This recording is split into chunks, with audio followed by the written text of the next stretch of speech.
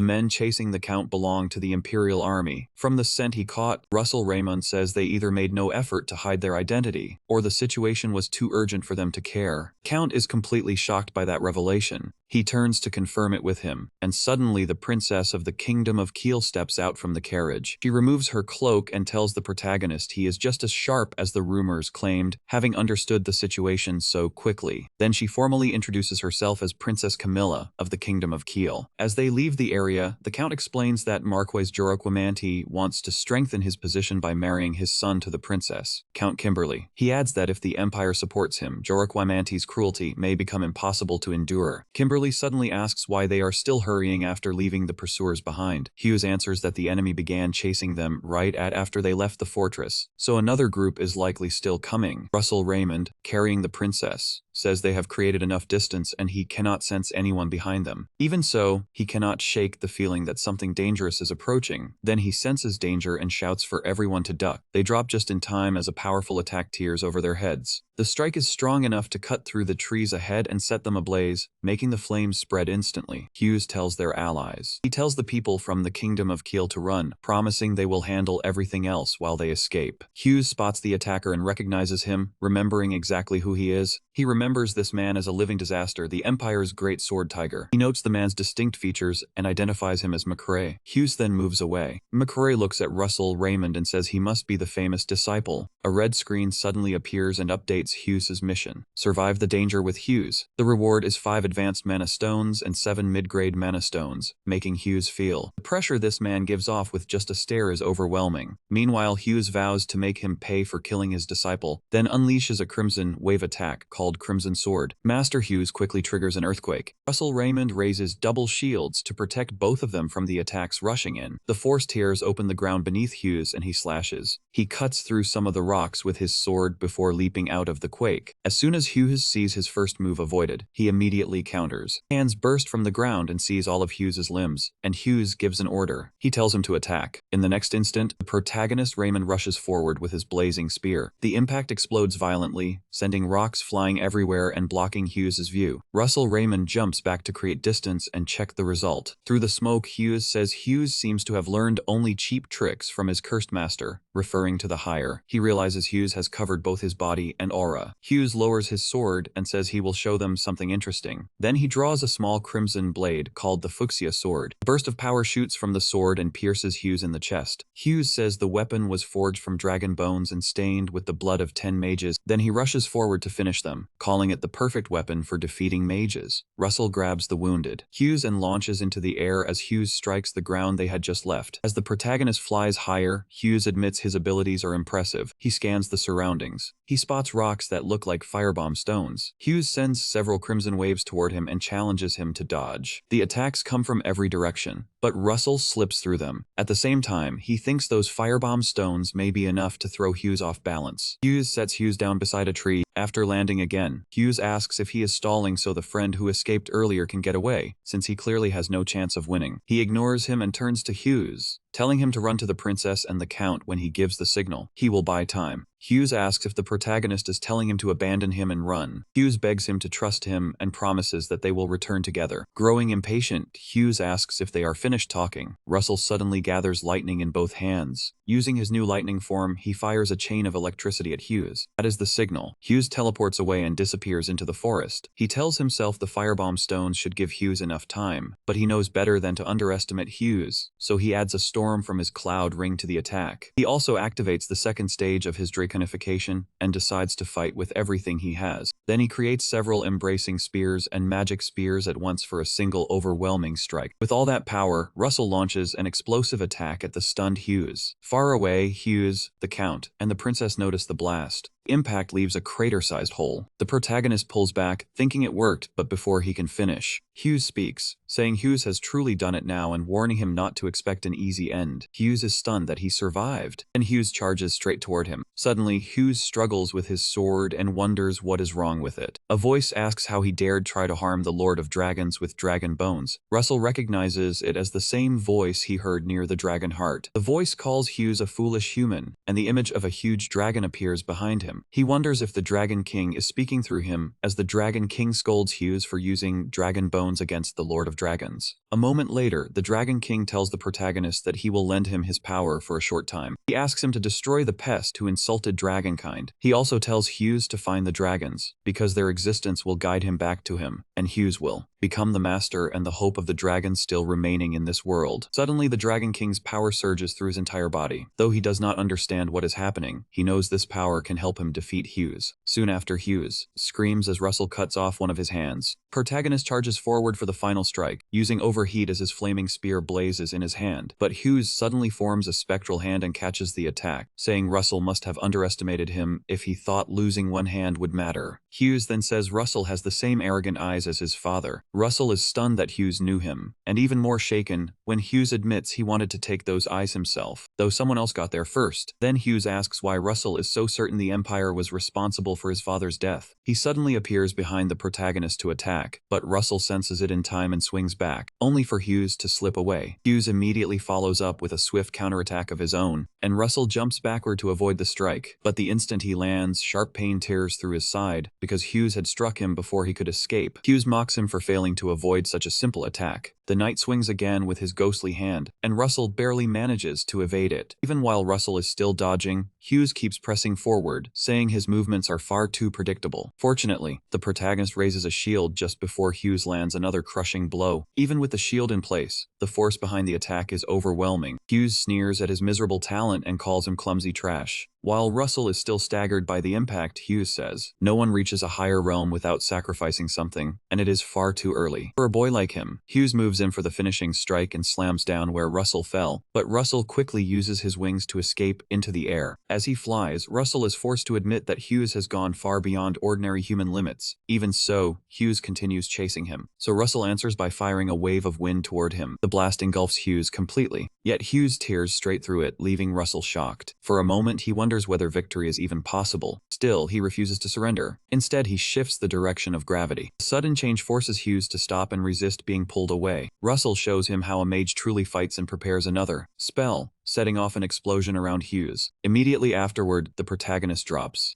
back to the ground from the strain and watches closely to see what will happen next. Then he is stunned to see a Scorch Hughes walk out of the blast and head straight for him. Using his new ghostly hand after nearly losing both real arms, Hughes attacks and asks if Russell truly thought he could fool him with such cheap tricks, then declares that Russell is finished. Russell realizes he is in serious danger, so he finally uses the cloud ring to summon the lightning giant. Since Hughes himself said reaching higher requires giving everything up, Russell chooses to risk his own body to bring him down. A sudden surge of lightning crashes into Russell's body and blasts Hughes away. The protagonist strengthens his muscles with electricity, giving himself a sudden burst of explosive speed. It is the trump card he has kept hidden until now. He immediately uses a new creation called Rapid Charge Spear and lunges forward, aiming for the decisive blow while the burned Hughes watches in despair. Russell does not hold back and drives the attack straight through him, but Hughes still manages to strike back as Russell passes by, making him cough up blood. It turns out, the attack barely harmed Hughes at all. Laughing at Russell's wounded state, Hughes knocks him down with a punch. As the protagonist crashes to the ground, he silently prays for just one more chance. Then someone suddenly appears and sends Hughes flying with a powerful blast. The impact is fierce enough to burn away parts of his body, and the man asks how it feels to crawl like an insect. As Hughes struggles to say his name, the man says it is time to end this and unleashes another blast that leaves only blood behind. The man is also amazed that Russell managed to push Hughes so far on his own. The man realizes Russell's desperate battle has just changed the fate of Endymion, while Hughes and the others help him back to his feet, and now no one can deny his talent because it's truly the birth of a hero. 10 days after that battle, Russell has still not fully recovered. Even with overheat and his magic body, the barrier to becoming superhuman is clearly no small thing. If Mr. Niccolo had not arrived in time, Russell believes he would not have survived. He thought he had grown stronger, but now he understands he still has a long road ahead. Even so, he cannot stop thinking about the Dragon King's words, telling him to find the dragons because their existence will connect him to him. It makes no sense since dragons are believed extinct, yet he wonders if some still live. Later, while speaking with Hughes, Russell tells him that Hughes claimed the Empire might not have been the one who killed his father. Hughes thinks the claim may have been meant to unsettle him, but says they should still stay cautious and investigate quietly through the Flame Tower. Afterward, Hughes tells Russell that their master had been deeply worried and is relieved to know he is safe. Before leaving, he hands Russell an invitation to the royal banquet. Later at the banquet, Russell realizes he